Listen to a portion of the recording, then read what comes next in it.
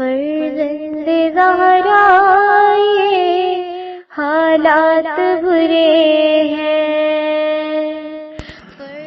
کاشانۂ بصیرت ایک ایسا مکمل یوٹیوب چینل جس پر محروم بصارت کے لیے بالخصوص اور تمام افراد کے لیے بالعموم سینکڑوں کی تعداد میں اسلامی کتب دستیاب ہیں۔ لہذا گزارش ہے کہ آپ اپنی ذمہ داری نبھاتے ہوئے کاشانۂ بصیرت کو سبسکرائب کرنے کے ساتھ ساتھ بیل آئیکن کو پریس کیجیے تاکہ آپ علم کے حصول کے ساتھ ساتھ مذہب اہل بیت کی اشاعت میں بھی اہم کردار ادا کرتے رہیں۔ کاشانۂ بصیرت، کاشانۂ بصیرت، کاشانۂ بصیرت۔ فرزند زہرا یہ حالات برے ہیں۔ السلام علیکم سامعین کرام، کاشانۂ بصیرت کے یوٹیوب چینل سے نورین عباس حاضر ہے۔ ہم جس کتاب کا مطالعہ کر رہے ہیں اس کا نام ہے سپر برین آف اسلام، جس کا ترجمہ سید کفایت حسین زیدی نے کیا ہے۔ کتاب کا 7واں حصہ نظر سماعت کر رہی ہوں، تو آئیے آغاز کرتے ہیں۔ بسم اللہ الرحمن الرحیم۔ اگر ہم یہ بات مان لیں کہ امام جعفر صادق نے علم طب اپنے والد گرامی کے حضور میں پڑھی تھی، تو یہ بات ضروری ہے کہ ان کے والد نے ضرور کسی جگہ سے اس علم کو سیکھا ہوگا، اور یہ ہمیں معلوم نہیں کہ انہوں نے کہاں سے سیکھا۔ عقیدہ بریکٹ میں عقیدہ علم امام وہابی ہوتا ہے بریکٹ بند۔ کیا جس طرح علم جغرافیہ اور علم ہندسہ قبطیوں کے ذریعے مصر سے مدینے آیا یا امام محمد باقر کے حلقے درس میں شامل ہوا، اسی طرح کہا جا سکتا ہے کہ علم طب بھی آپ کے درس میں شامل ہوا۔ امام جعفر صادق نے علم طب کو ایرانیوں سے لیا، چونکہ اتفاق سے طب جعفری میں بعض چیزیں ایسی ہیں جن میں ایرانی رنگ جھلکتا ہے، اس لیے یہ خیال کیا جا سکتا ہے کہ انہوں نے علم طب کو شاید ایرانیوں سے سیکھا ہے، یا اس علم کا کچھ حصہ ایرانیوں سے اور کچھ حصہ قبطیوں سے اخذ کیا ہے۔ جیسا کہ ہم جانتے ہیں کہ قدیم علم طب کسی ایک قوم سے مختص نہیں رہا، بلکہ مصری، یونانی اور ایرانی اس علم کی تکمیل میں شریک رہے ہیں، اور وہ قوم جو قدیم علم طب کو حاصل کرتی تھی وہ اس علم میں تمام قوموں کی کاوشوں سے بہرہ مند ہوتی تھی۔ قدیم اقوام میں عرب ایک ایسی قوم تھے جنہوں نے علم طب کی توسیع میں کوئی کارنامہ سر انجام نہیں دیا تھا، اور عربوں میں طب عام نہ تھی، اور جہاں تک ہمیں علم ہے عرب میں اس علم کو پڑھانے والا کوئی فرد نہ تھا تاکہ لوگ اس سے فیضیاب ہوتے۔ وہ پہلا انسان جس نے علم طب پڑھانا شروع کیا وہ امام جعفر صادق علیہ السلام یا ان کے والد گرامی امام محمد باقر علیہ السلام تھے۔ اسلام سے پہلے عرب بیمار ہوتے تو انہیں ان کی حالت پر چھوڑ دیا جاتا تھا، یا تو وہ بچ جاتے یا مر جاتے تھے۔ گویا باقاعدہ طور پر علم طب کا رواج عربوں میں نہ تھا، لیکن طلوع اسلام کے ساتھ ہی اس علمی شعبے کی جانب عہد نبوی میں ہی خصوصی توجہ دی جانے لگی تھی۔ بدو عرب بہت کم بیمار ہوتے تھے۔ ان کی غذا اونٹنی کا دودھ ہوتا تھا، کیونکہ اونٹنی کا دودھ جسم کو ضروری غذائی مواد مہیا کرتا ہے، اور اس کے ساتھ نامناسب غذا سے بدن میں رطوبت بھی نہیں پیدا ہوتی۔ جیسا کہ آج ہمیں معلوم ہے، بعض دائمی امراض میں سے کچھ ایسی ہیں جن کی وجہ سے موت واقع ہو جاتی ہے۔ غذائی رطوبت جو بدن میں ہوتی ہے، یوریا اور یورک ایسڈ اسی رطوبت کا ایک حصہ ہے۔ قدیم حکمت میں یوریا کو صفرائی سودا اور یورک ایسڈ کو بلغمی سودا کہا گیا ہے۔ عرب بدو جس کی غذا اونٹ کا دودھ ہوتی تھی، اس کے بدن میں رطوبت پیدا نہیں ہوتی تھی اور تمام عمر مصفی ہوا میں سانس لیتا تھا۔ عرب بدو جن بیماریوں سے بچپن میں مرتے تھے وہ جراثیموں سے پھیلنے والی بیماریاں تھیں، یعنی انفیکشنز ڈیزیز ہوتی تھیں، اور عرب میں بچوں کی بیماریاں کافی زیادہ تھیں، جس کی وجہ سے شرح اموات اتنی بلند تھی کہ کرنل لارنس نے اپنی کتاب عقل کے 7 ستون میں لکھا ہے کہ جزیرہ عرب میں 18ویں صدی کے اواخر تک کی آبادی اور اسی علاقے میں صدر اسلام کے زمانے کی آبادی میں کوئی خاص فرق نہیں تھا۔ اس دور میں جب اسلام کافی پھیل چکا تھا، جزیرہ عرب کے بعض علاقوں میں آبادی کافی کم ہو چکی تھی۔ بہرصورت اگر عرب بدو بچپن میں امراض سے بچ جاتا اور کبھی بیمار نہ ہوتا تو اس کی عمر کافی لمبی ہوتی تھی۔ البتہ شہری عرب بیمار ہوتے تھے لیکن وہ ڈاکٹر سے رجوع نہیں کرتے تھے، اور آج ہمیں معلوم ہے کہ ان کے بیمار ہونے کی وجہ ایک غذا ہوتی تھی جو بدن میں رطوبت پیدا کرتی تھی۔ آج یہ بات قابل قبول نہیں ہے کہ کوئی بیمار ہو تو اس کے علاج کے لیے کسی ڈاکٹر کو نہ بلائیں یا اسے طبیب کے پاس نہ لے جائیں، لیکن عرب میں ایسا ہوتا تھا کہ نہ تو بیمار ڈاکٹر کے پاس جاتا، نہ ہی کوئی اور اسے ڈاکٹر کے پاس لے جاتا، اور نہ ڈاکٹر اس کے معائنے کے لیے آتا۔ علم طب کے عام قواعد تک ہر آدمی کی رسائی ہوتی تھی، اور جو لوگ اسے سیکھنا یا سکھانا چاہتے تو وہ ایسا کر سکتے تھے، لیکن بعض باتیں جو طب جعفری میں ملتی ہیں وہ اس سے پہلے نہیں تھیں، اور اس سے یہ معلوم ہوتا ہے کہ امام جعفر صادق نے وہ قواعد خود اخذ کیے ہیں۔ جیسے کہ ہمیں معلوم ہے امام جعفر صادق کا پیشہ طب نہیں تھا کہ ان کے قواعد کو مطب کے دوران اخذ کرتے، لہٰذا خیال کیا جاتا ہے کہ ان قواعد کو کہیں سے سیکھا ہے، اور اگر آپ نے ان قواعد کو والد کے حلقہ درس سے سیکھا ہے تو پھر یہ سوال پیدا ہوتا ہے کہ ان کے والد نے ان قواعد کو کہاں سے سیکھا تھا۔ جیسا کہ ہم نے کہا جعفری طب میں بعض چیزیں ایسی ملتی ہیں جن سے ایرانی رنگ جھلکتا ہے، اور اگر ہم اس بات کو تسلیم نہ کریں کہ امام جعفر صادق نے طب کو ایرانیوں سے سیکھا، تب بھی یہ بات ماننا پڑے گی کہ اس کا کچھ حصہ ایرانیوں سے ان تک پہنچا۔ ساسانیوں کے دور میں علم طب کے لحاظ سے ایرانی تربیت یافتہ قوموں میں شمار ہوتے تھے۔ اس زمانے میں علم طب کا شوق اور استعداد رکھنے والا ہر آدمی یہ علم نہیں سیکھ سکتا تھا، اس لیے ساسانیوں کے دور میں لوگوں کے ہر طبقے کی مخصوص ذمہ داریاں ہوتی تھیں، اور ہر طبقے کے لوگ دوسرے طبقے کے لوگوں کے فرائض میں مداخلت نہیں کر سکتے تھے، اور ایک طبقے سے دوسرے طبقے میں جانا بہت مشکل ہی نہیں بلکہ ایک ناممکن بات تھی، لیکن مذہبی رہنما اور منشی لوگ ڈاکٹر بن سکتے تھے۔ ساسانیوں کے دور میں معنی کی تحریک کے برپا ہونے کی وجوہات میں سے ایک وجہ یہی لوگوں کی طبقاتی تقسیم اور ایک طبقے کو دوسرے طبقے میں جانے کی ممانعت تھی۔ معنی کا کہنا تھا کہ تمام لوگوں کو تعلیم حاصل کرنے کی اجازت ہونی چاہیے، اور ساسانی بادشاہوں کا اس طرح لوگوں کو طبقات میں تقسیم کر کے تعلیم سے محروم رکھنا ظلم کے مترادف ہے، اور بعض بادشاہ تو اس قدر ظلم کرتے تھے کہ کوئی دیہاتی طبقے کا آدمی اگر اپنے بیٹے کو تعلیم دلوانے پر توجہ دیتا تو اسے اس کے قتل سے بھی دریغ نہ کیا جاتا۔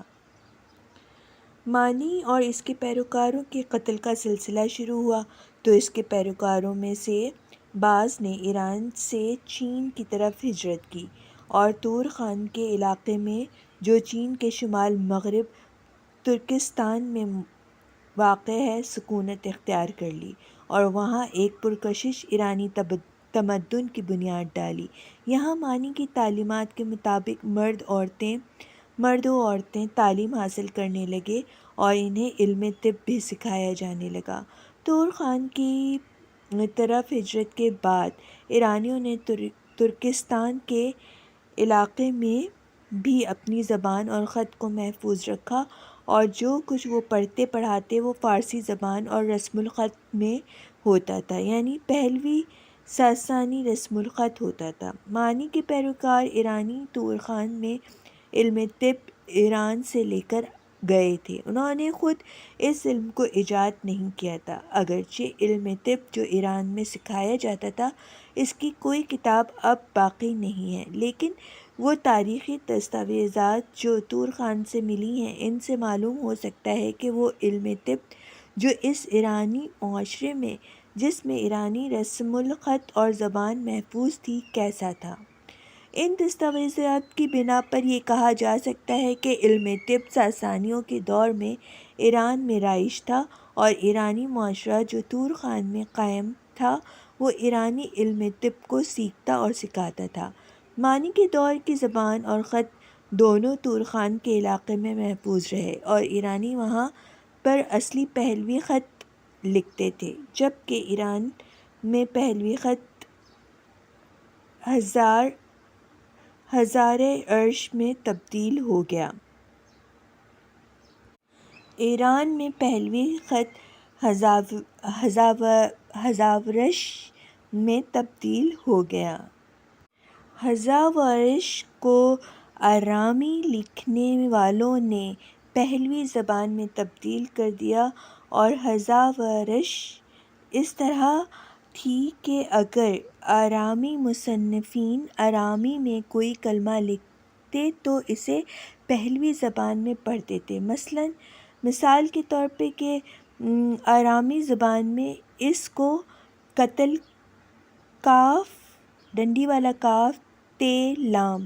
قتل کہتے تھے، اور آرامی کاتب پہلوی ساسانی زبان میں قتل لکھتے تھے اور اس پڑھتے تھے۔ اس تلفظ کی بنا پر پہلوی ساسانی زبان کا کچھ حصہ مستقل طور پر اسی ترتیب میں بند ہو گیا، اور بعد کی نسلیں رسم الخط سے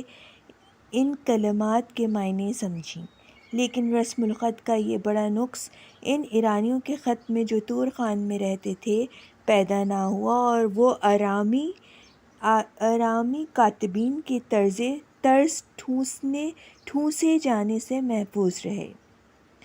یہ ہم پر ثابت ہو گیا کہ ایک ایرانی معاشرہ جو طور خان میں وطن سے دور آباد تھا، اور اس نے اپنی زبان اور خط کو محفوظ کیا ہوا تھا، اور اس کے پاس علم طب کی کتاب بھی تھی، اور اسی سے ہم اندازہ لگا سکتے ہیں کہ ایران میں بھی طب کی کتابیں ہوں گی۔ عقل اس بات کو تسلیم نہیں کرتی کہ گندی شاہ پور جتنی وسعت کے حامل علاقے میں تو علم طب پڑھایا جاتا ہو، لیکن ایران میں علم طب کی کتابیں نہ پائی جاتی ہوں۔ جیسا کہ ہم نے کہا، امام محمد باقر کے حلقۂ درس میں شاگرد اپنی تختیوں پر سبق لکھ لیتے اور اس کے بعد اسے کاغذ پر اتار لیتے تھے۔ اسی طرح بعید نہیں ہے کہ گندی شاہ پور میں بھی، جہاں ایک میڈیکل کالج اور ہسپتال بھی تھا، اسی طرح کی تدریس ہوتی تھی، لیکن جب آپریشنز کیے جاتے تھے تو طالب علم لکھنے سے زیادہ دیکھنے پر توجہ دیتے تھے۔ یہ بات سب کو معلوم ہے کہ یونانی حکماء کی کتابوں کا ایک حصہ ان کے شاگردوں نے لکھا۔ وہ اس طرح کے حکماء لیکچر دیتے اور شاگرد ان کے لیکچرز کو تختی پر لکھ لیتے اور بعد میں اسے کاغذ پر محفوظ کر لیتے تھے۔ شاید ساسانیوں کے دور میں بھی طبی کتابیں اسی طرح لکھی جاتی تھیں، کیونکہ پرانے دانشمندوں میں جن لوگوں نے ایک یا کئی کتابیں لکھی ہیں بہت کم ہیں۔ شعراء اس لیے کہ ان کے اشعار مقبولیت عام کا درجہ حاصل کر لیتے تھے، ان کا ذوق بڑھتا جاتا تھا اور وہ زیادہ سے زیادہ شعر کہتے تھے۔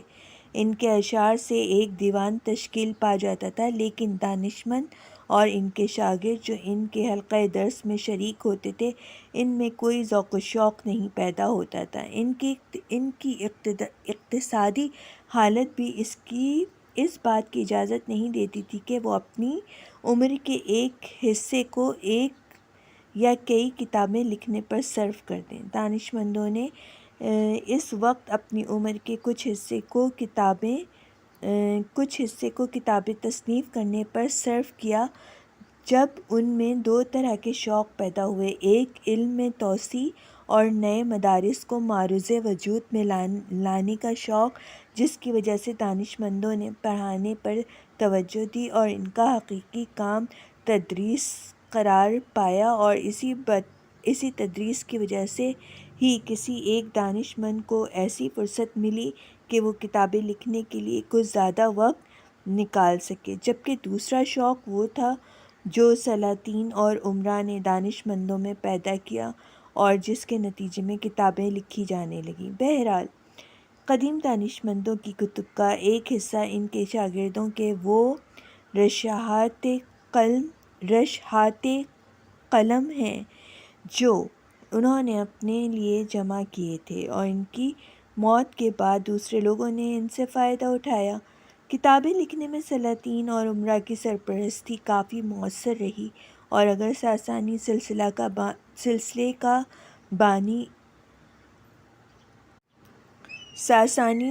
کا بانی اردشیر یا اردشیر الف رے دال شین یہ رے اور اس کا بیٹا شاہپور اول نہ ہوتا تو اوسطا الف واو سین ٹے الف ہرگز ساسانیوں کے زمانے میں تدوین نہ ہوتی۔ تاریخ کہتی ہے کہ اوسطا کو تشز دانشمند اور ایرانی موجد نے جمع کیا ہے، لیکن اگر اردشیر انہیں شوق نہ دلاتا اور ان کی مالی امداد نہ کرتا تو یہ کتاب، جس کا شیرازہ اشکانیوں کے دور حکومت میں بکھر گیا، وہ اس کا کچھ حصہ مکمل طور پر ختم ہو گیا تھا، ہرگز جمع نہ ہو سکتی تھی۔ اسی طرح مہامنشی آئی گیس کہ میں یہ صحیح پروناؤنس کر پا رہی ہوں یا نہیں، کیونکہ یہاں پہ مس پرنٹ ہے، تو یہاں پہ دو جگہ یہ نام استعمال ہوا ہے اور دونوں جگہ مس پرنٹ ہے، تو اگر صحیح ہے تو صحیح اور اگر غلط ہے تو بہت معذرت۔ مہامنشی سلسلے کا بادشاہ داریوش اول، اگر اسی اوسطا کو مغربی زبان سے پہلوی منہامنشی ترجمہ کرنے کا شوق نہ دلاتا تو یہ کتاب ہرگز ترجمہ نہ ہو سکتی۔ اگر یہ روایت صحیح ہے کہ اوسطا کا پہلا متن مغربی زبان میں تھا، جو کچھ ہم نے کہا ہے اس کا لب لباب یہ ہے کہ اگر ایک ایرانی مہاجر معاشرہ طور خان جیسے دور افتادہ علاقوں میں رہ کر اپنی زبان اور خط کی حفاظت نیز علم طب کی تدریس اسی زبان اور خط میں کر سکتا ہے تو پھر بعید از قیاس ہے کہ خود ایران میں علم طب کی کتابیں نہ پید ہوں۔ اس زمانے میں ایران میں علم طب کی موجودگی پر شک و شبہ نہیں کیا جا سکتا، بلکہ شک اس بارے میں ہو سکتا ہے کہ کیا طبی کتابیں ایران میں تھیں یا نہیں، تو اس ضمن میں احتمال قوی یہ ہے کہ اس زمانے میں ایران میں طبی کتب موجود تھیں جو اب ناپید ہیں۔ ساسانی پہلوی دور کے متن جو اس وقت چھپے ہیں ان کی تعداد 150 کے قریب ہے۔ ان میں بعض کتابیں اور کچھ کتابچے اور چند قطعات تو شامل ہیں، البتہ علم طب کے بارے میں ان میں کچھ بھی نہیں ہے۔ علم طب کا کتب کی صورت میں وجود میں نہ پایا جانا اس بات کی دلیل نہیں ہے کہ ایران میں سرے سے علمی کتابیں ہی نہیں تھیں تاکہ امام جعفر صادق ان سے فائدہ اٹھاتے۔ پروفیسر ایڈورڈ براؤن ہندوستان کے چند پارسی دانشمندوں کے نظریے کی بنیاد پر کہتا ہے کہ عربوں کے ایران پر تسلط کے کچھ عرصے بعد تک ایرانیوں کی علمی کتب میں سے کچھ، جن میں علم طب اور علم نباتیات بائیولوجی کی کتابیں شامل ہیں، باقی تھیں اور ان سے استفادہ کیا جاتا تھا۔ یہ مسلمہ حقیقت ہے کہ ایران علاج معالجے کے لحاظ سے نباتات کے مراکز میں سے ایک تھا، اور طبی جڑی بوٹیوں کا ایک حصہ ایرانیوں نے دنیا کے لوگوں کو متعارف کرایا، اور اصولاً وہاں ان جڑی بوٹیوں کے بارے میں